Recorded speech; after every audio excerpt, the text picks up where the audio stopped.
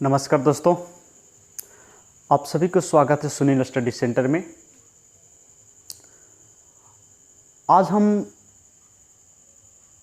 आज की क्लास में वैसे प्रश्न लेकर के आए हैं जो क्लास 12वीं के विद्यार्थियों के लिए बहुत ही इम्पोर्टेंट प्रश्न है, जो प्रत्येक वर्ष बोर्ड की परीक्षा में पूछी जाती है। इसके अलावा रेलवे,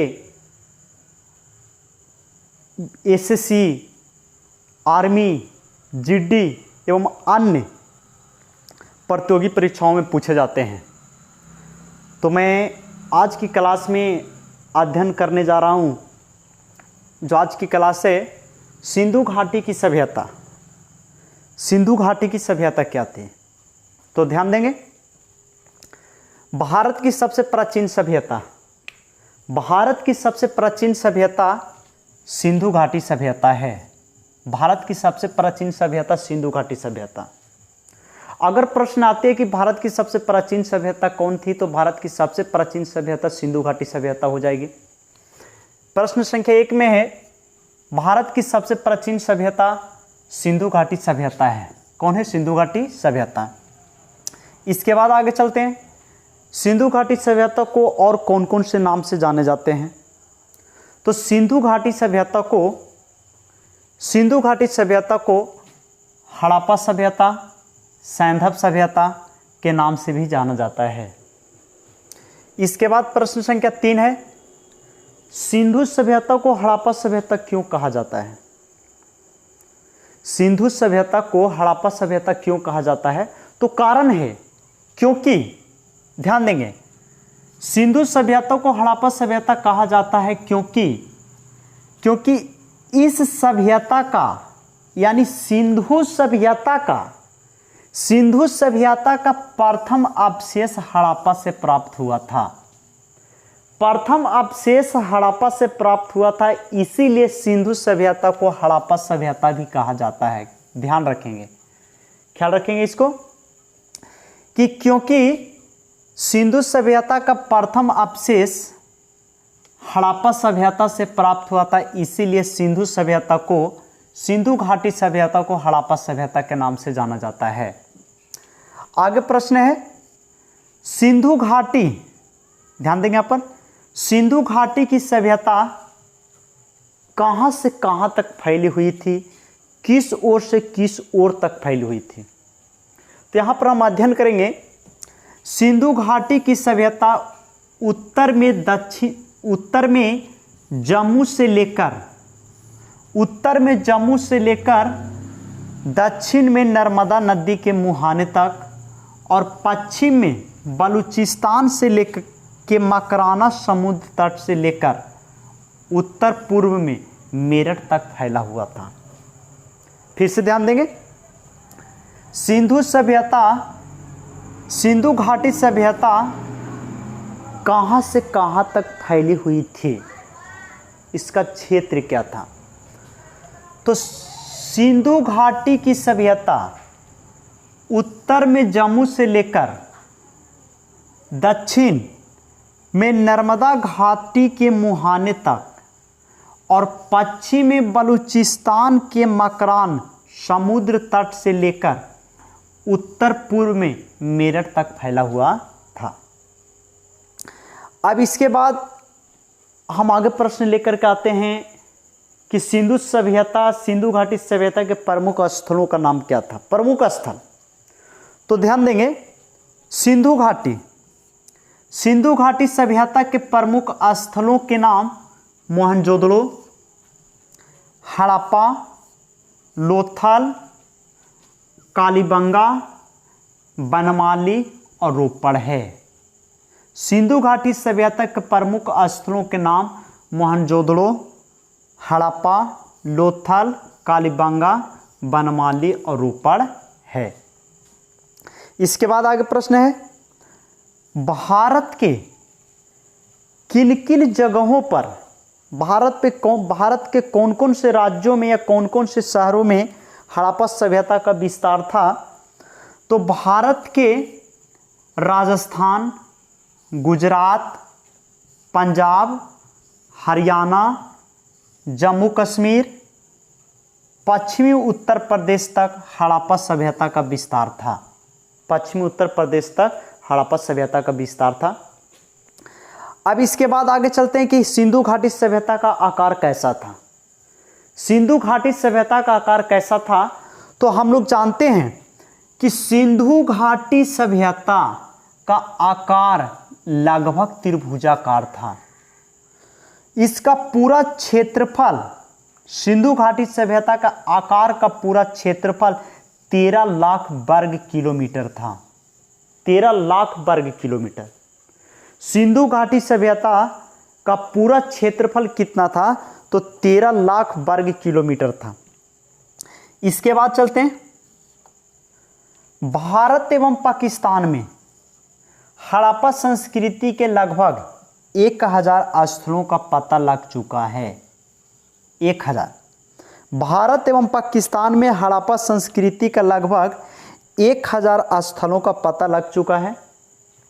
अगला प्रश्न है 9 में, सिंधु घाटी सभ्यता विकसित हुई थी कब? सिंधु घाटी सभ्यता कब विकसित हुई? तो ध्यान देंगे यहां पर, सिंधु घाटी सभ्यता 2500 ईसा पूर्व से 1500 ईसा पूर्व तक विकसित हुई थी। कितना? सिंधु घाटी सभ्यता 2500 ईसा पूर्व से 1500 ईसा पूर्व तक विकसित हुई थी। समझ गए? आगे बढ़े। अगला है सिंधु घाटी सभ्यता का श्रेय किसे जाता है? सिंधु घाटी सभ्यता का श्रेय किसे जाता है? तो सिंधु घाटी सभ्यता की खोज, सिंधु घाटी सभ्यता की खोज का श्रेय, सिंधु घाटी की सभ्यता की खोज का श्रेय राय बहादुर दयाराम साहनी, जिन्हें आर.डी. साहनी भी कहा जाता है, जिन्हें आर.डी. साहनी भी कहा जाता है, को जाता है। यानी सिंधु घाटी सभ्यता का खोज किसने किया था? तो राय बहादुर दयाराम साहनी ने किया था। किसने किया था? राय बहादुर दयाराम साहनी ने, यानी आर.डी. साहनी ने किया था। आगे प्रश्न है, सर जॉन मार्शल के निर्देशन में, सर जॉन मार्शल के निर्देशन में सिंधु घाटी सभ्यता की खुदाई कराई गई थी। सर जॉन मार्शल के निर्देशन में सिंधु घाटी सभ्यता की खुदाई कराई गई थी। सर जॉन मार्शल पुरातत्व सर्वेक्षण विभाग के महानिदेशक थे। अगर प्रश्न आते सिंधु घाटी सभ्यता की खुदाई किसने करवाई, तो सिंधु घाटी सभ्यता की खुदाई सर जॉन मार्शल ने करवाए थे, क्योंकि उस समय सर जॉन मार्शल पुरातत्व सर्वेक्षण विभाग के महानिदेशक थे। तो इसका आंसर हो जाएगा sir John Marshall. Sir John Marshall के निर्देशन में सिंधु घाटी सभ्यता की खुदाई कराई गई। सर जॉन मार्शल पुरातत्व सर्वेक्षण विभाग के महानिदेशक थे। आगे चलते हैं, मोहनजोदड़ो कहाँ स्थित है? मोहनजोदड़ो कहाँ स्थित है? मोहनजोदड़ो जो सिंधु सभ्यता का एक शहर है, एक स्थल है मोहनजोदड़ो। ध्यान देंगे, सिंधु घाटी सभ्यता के प्रमुख स्थलों में से एक मोहनजोदड़ो है। मोहनजोदड़ो है, उसी के बारे में वर्णन करें कि मोहनजोदड़ो कहाँ स्थित है। तो मोहनजोदड़ो पाकिस्तान के सिंध प्रांत के, मोहनजोदड़ो पाकिस्तान के सिंध प्रांत के लरकाना जिला में स्थित है। लरकाना जिला में स्थित है। आगे, मोहनजोदड़ो किस नदी के किनारे स्थित है? इंपॉर्टेंट प्रश्न है जो प्रत्येक वर्ष 12वीं के परीक्षाओं में पूछी जाती है कि मोहनजोदड़ो किस नदी के किनारे स्थित है? मोहनजोदड़ो सिंधु नदी के किनारे स्थित है। मोहनजोदड़ो किस नदी के किनारे स्थित है? सिंधु नदी के किनारे स्थित है। आगे चलते, मोहनजोदड़ो का खोज किसने किया? मोहनजोदड़ो का खोज सन 1922 ईस्वी में, मोहनजोदड़ो का खोज सन 1922 ईस्वी में राखालदास बनर्जी ने की थी। किसने किया था? राखालदास बनर्जी ने किया था। मोहनजोदड़ो का खोज सन 1922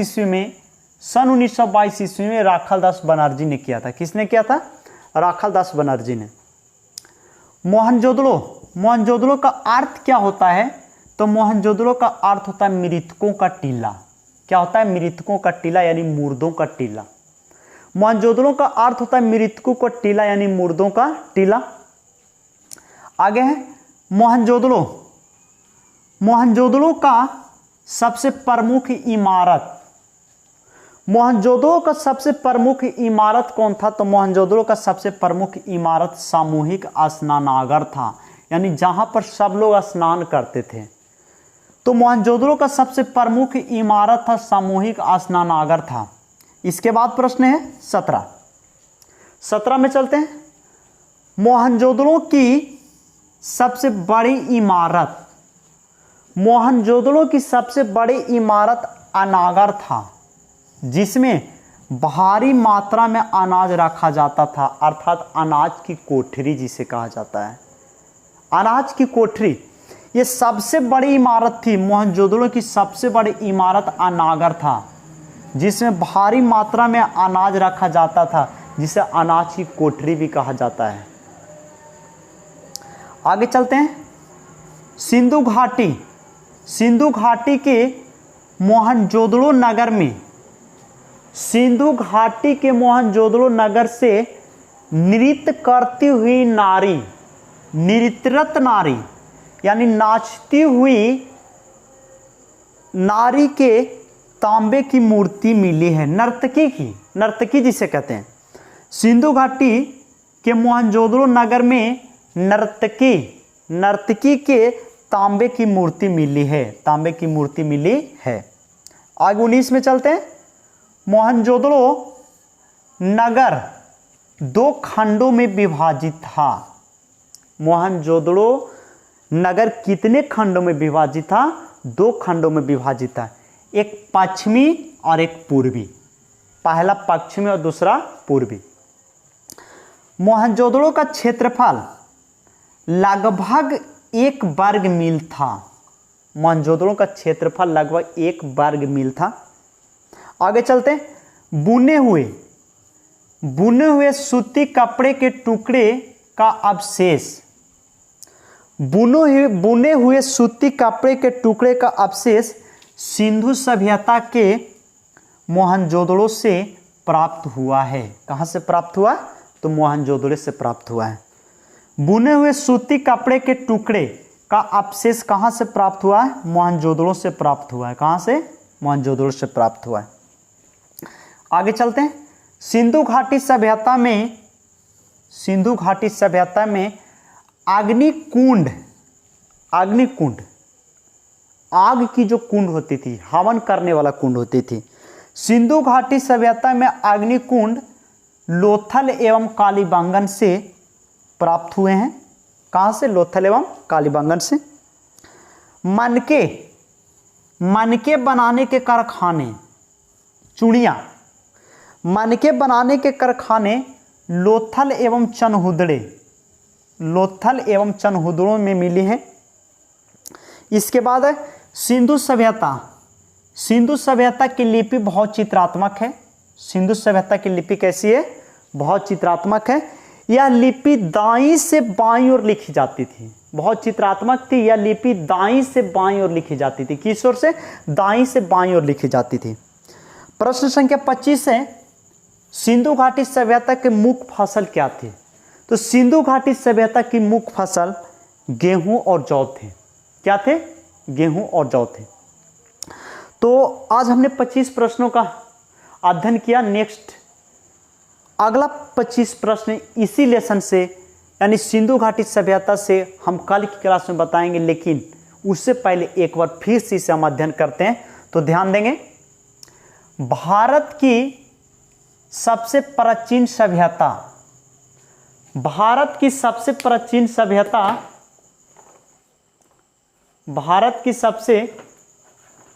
प्राचीन सभ्यता सिंधु घाटी सभ्यता है। कौन है? सिंधु घाटी सभ्यता। सिंधु घाटी सभ्यता को हड़प्पा सभ्यता और सैंधव सभ्यता भी कहा जाता है। हड़प्पा सभ्यता और सैंधव सभ्यता भी कहा जाता है। आगे चलते हैं। सिंधु सभ्यता को हड़प्पा सभ्यता कहा जाता है, क्यों? तो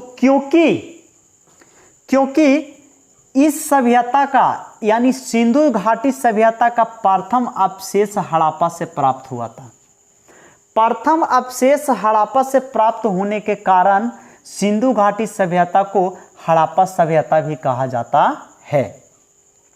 सिंधु घाटी सभ्यता का विस्तार किस तरीका से था? तो सिंधु घाटी सभ्यता उत्तर में जम्मू से लेकर दक्षिण में नर्मदा नदी के मुहाने तक और पश्चिम में बलूचिस्तान के मकरान समुद्र तट से लेकर उत्तर पूर्व में मेरठ तक फैला हुआ था। इसके बाद चलते हैं पांचवा, सिंधु घाटी सभ्यता के प्रमुख स्थलों का नाम। तो सिंधु घाटी सभ्यता के प्रमुख स्थलों का नाम मोहनजोदड़ो, हड़प्पा, लोथल, कालीबंगा, बनमाली, रोपड़ है। इसके बाद आगे प्रश्न है, भारत के किन किन राज्यों में मोहनजोदड़ो का अवशेष मिले हैं? हड़प्पा सभ्यता का विस्तार था तो भारत के राजस्थान, गुजरात, पंजाब, हरियाणा, जम्मू कश्मीर एवं पश्चिमी उत्तर प्रदेश तक हड़प्पा सभ्यता का विस्तार था। कहाँ तक? पश्चिमी उत्तर प्रदेश तक हड़प्पा सभ्यता का विस्तार था। आगे चलते हैं सातवां, सिंधु घाटी की सभ्यता का आकार लगभग त्रिभुजाकार था। इसका पूरा क्षेत्रफल 13 लाख वर्ग किलोमीटर था। इसका पूरा क्षेत्रफल कितना था? 13 लाख वर्ग किलोमीटर था। भारत एवं पाकिस्तान में हड़प्पा संस्कृति के लगभग 1000 स्थलों का पता लग चुका है।